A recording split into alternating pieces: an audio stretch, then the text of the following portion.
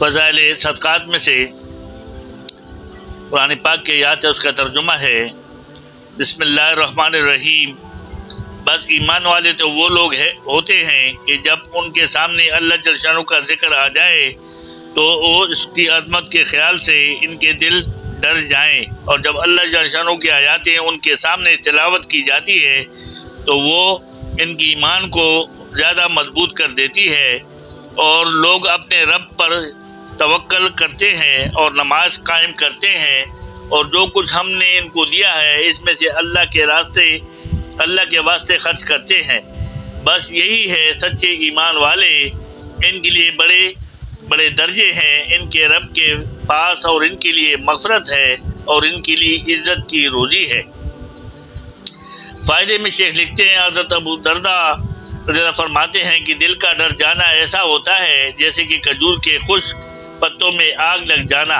اس کے بعد اپنے شاگرد شہرین خشب کو مخاطب کرتے ہوئے فرماتے ہیں کہ اے شہر، تم بدن کی کپکپی نہیں جانتے؟ انہوں نے عرض کیا جانتا ہوں۔ فرمایا اس وقت دعا کیا کرو، اس وقت کی دعائیں قبول ہوتی ہے۔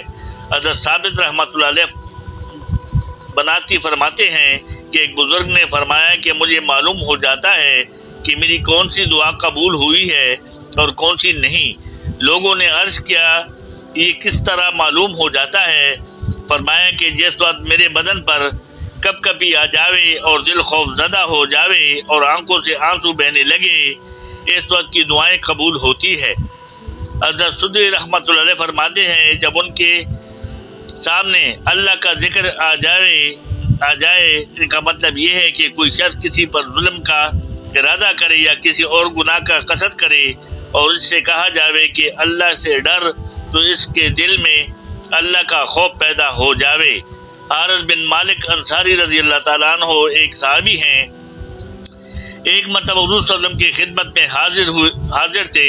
حضور صلی اللہ علیہ وسلم نے درجات فرمایا، حارث کیا حال ہے؟ عرض کیا یا رسول اللہ، میں بے شک سچا مومن بن گیا۔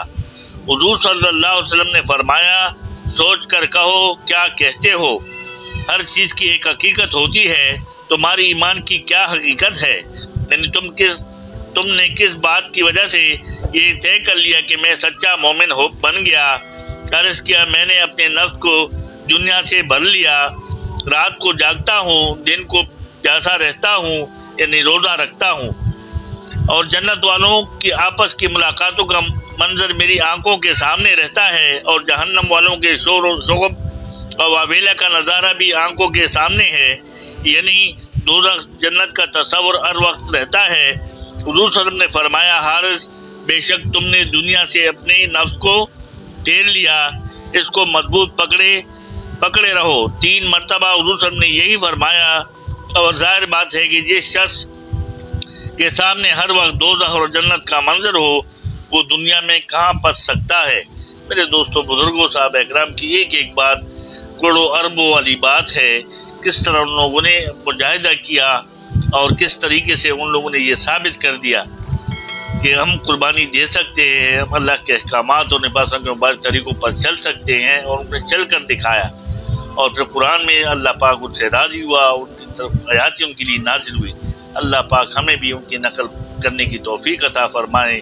صدق اللہ مولانا العلی العظیم۔